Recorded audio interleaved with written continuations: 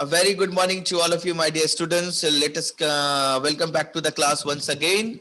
And now we will have to complete the topic of Akbar today, we think, in this class. Now we are going to discuss Akbar's campaign against Rajput states. So how he campaigned, how he just planned this against these Rajput states. Let us see the Akbar's planning. In the year 1562, the Raja of Ajmer, the Raja of Amber, or you can say Amber also, married his eldest daughter, Jodha Bhai, to Akbar. Let us see the image of Jodha Bhai. Jodha Bhai, that is the daughter of the Raja of Amber.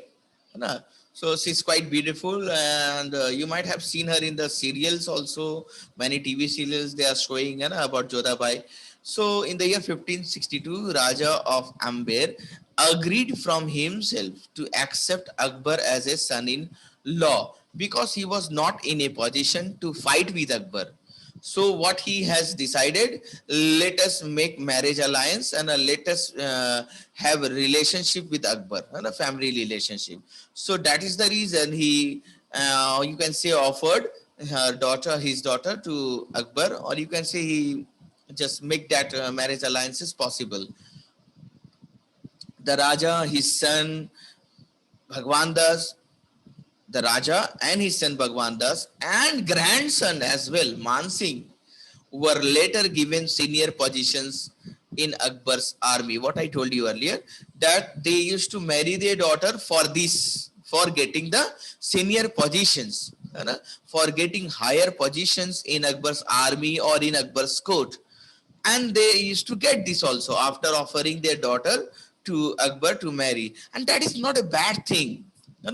If there is a marriage relationship between two people, then they used to have the same family. They used to take both the families as their own family. So giving higher position to the members of your own family is not a bad thing. It is a good thing.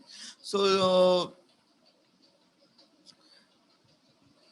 then Jodha Bhai or whoever will become the wife of Akbar, they will become the queen also. So that is not a good, that is not a bad thing. That is a good one for that particular full family as well as for the people of that particular region. Let us take example of Raja of Amber.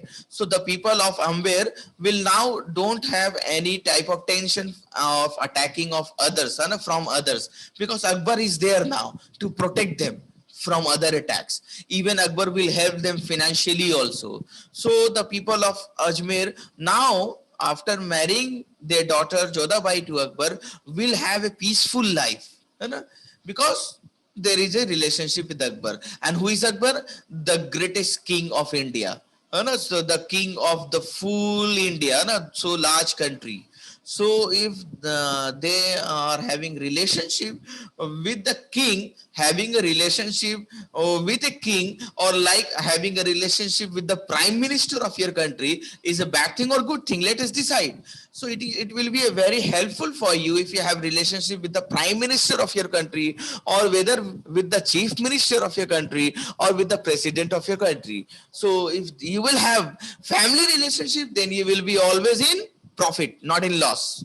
So that was the thing. That was the thing going on, and during Akbar's time also, people were offering their daughter to marry so that they can have family relationship.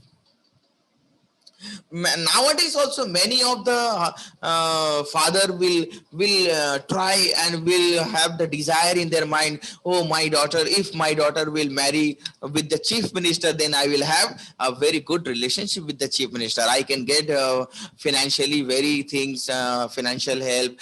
I can get government jobs. He will think my sons will get government job if my daughter will be married to the chief minister. If my daughter will be married to the prime minister, then I will get a lot of benefits. So nowadays also a lot of father, or you can say the guardians, they think of that if my daughter can marry Salman Khan or Akshay Kumar or some any celebrities, then what will again happen? They will get financially very financially help, as well as they will have very good fame in the world also. ना बहुत सारा नाम और शोहरत पैसा सब कुछ हो जाएगा उनके पास if their daughter could marry a very big person. So that was the thing going on in previous time also. So what is wrong in it? Nothing is wrong. Some Rajput chiefs did not accept Akbar's suzerainty. Now, what is that suzerainty? That is word. So, in suzerainty, Akbar used to send his men. He used to send one of his men to that particular state or country to accept him as a king. And if they don't accept, then they will have to what? They will have to fight in the war. Suzerainty is a relationship in which one state or other polity controls the foreign policy and relations of a tributary state while allowing the tributary state to have internal autonomy. Let me explain it. If some other country or some other state, if they accept Akbar suzerainty, it means what? Means they can rule their particular place from themselves. But the Akbar over here, Akbar, let us take example of Akbar, but Akbar will control or take the decisions, on behalf of that particular state. Akbar will control the foreign policies also. All the politics will be controlled by Akbar. But you can rule from your own self. You can take your decisions also, but you will have to ask for. If you are going to take any decisions, big decisions, then you will have to ask from Akbar because he is your king. You have accepted your king. So in that case, in suzerainty, many Rajput chiefs, they didn't accept Akbar's suzerainty. Then if you will not accept, then what will happen? You will have to fight a battle, and that's happened. You can see Rana Pratap of Mewar fought A courageous battle, यानी बहुत हिम्मत वाला, बहुत courageous, करेज के साथ, हिम्मत के साथ, ब्रेवरी के साथ Rana Pratap of Mewar fought a very brave battle to regain the independence of Mewar, but not possible because Akbar was having a large army. Akbar then next conquered Ranthambore, Gujarat and Kalinjar. So who will not accept, they will have to fight in the battle, and then Akbar will win the battle and they will have to accept. So if you know that if you can't fight with the chief minister, you can't fight with the prime minister or with the king of a particular country, if you think that you can't fight, you will lose the war, then it is better to accept that particular king as your king also. So if you can't, then you will have to fight. You will have to fight. Okay, I will answer some of the chats also. No, don't worry. Akbar then turned his attention towards rich province of Bengal. Now, Akbar, after capturing or conquering all these places, they turned their province, turned his attention towards Bengal, and Bengal was also captured by Akbar in the year 1574 to 76. Means in this 74 to 70, he had a fight with the Bengal, and then he captured. Akbar conquered Kashmir as well in the northwest in the year 1586, and then he captured Kandahar and Kabul in the year 1587 and Sindh in the year 1519. So you can see from 74, 75 and then 86, then 87, 90. He was just conquering places, one place from other places to places. He was conquering and capturing because he was just wanted to expand his empire from one place to another. So he was just keep on expanding his empire. Akbar was now able to protect his northwest frontiers as well. Means Bengal was there, Bihar was there, frontiers, and increased trade between India, Central Asia, and the Western countries. So as Akbar has captured the northwest part, so now he can have a trade relationship with the Western countries as well, even Central Asia and India. So there was a trade connection also with the help of this, because Akbar was the alone king of these places. So he can take decisions and he can increase the trade relationship. Now let us see Akbar Deccan's campaign, how he just conquered Deccan.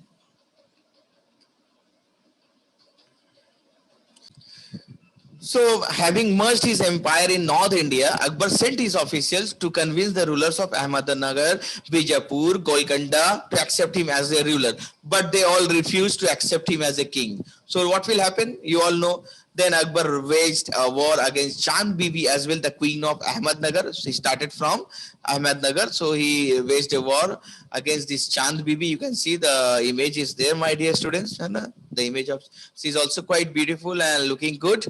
So she gave in after a brave resistance. She had a war, she was having a war and she fought bravely, but she will have to accept the defeat. And parts of Ahmednagar were merged with Akbar's kingdom. In 1596, Berar was also added. In 1601, Khandesh was also added to the empire. You can see he was keep on adding. Akbar's empire now stretched from Hindu Kush in the northwest to Brahma in the east, in the Brahmaputra in the east, and from the Himalaya in the north to the Godavari in the south. You can see from north to south, east to west, and he was just expanding his empire, keep on expanding his empire. But unfortunately, last years of his reigns witnessed rebellion, means his son revolted against Akbar, and you know the name of that son. The name of that son was Jahangir, but he is better known with the name of Salim, because there are many serials and even movies also related to Akbar and Salim's relationship. Hai. So Salim wanted to marry one of the women who was working there in the court, was a dancer at that time. Salim had a love with that particular woman, and Akbar was against that decision. So that's why Salim was waging war, and he was even revolting against his father. So last years of his reign, Akbar's reign, was not very good because his only son was going against him. You know? So we will continue in our next class about Jahangir and other things also related to this chapter. Till now, we will stop over here. Everyone, stay at home and stay safe. Bye bye. Take care, all of you, my dear students.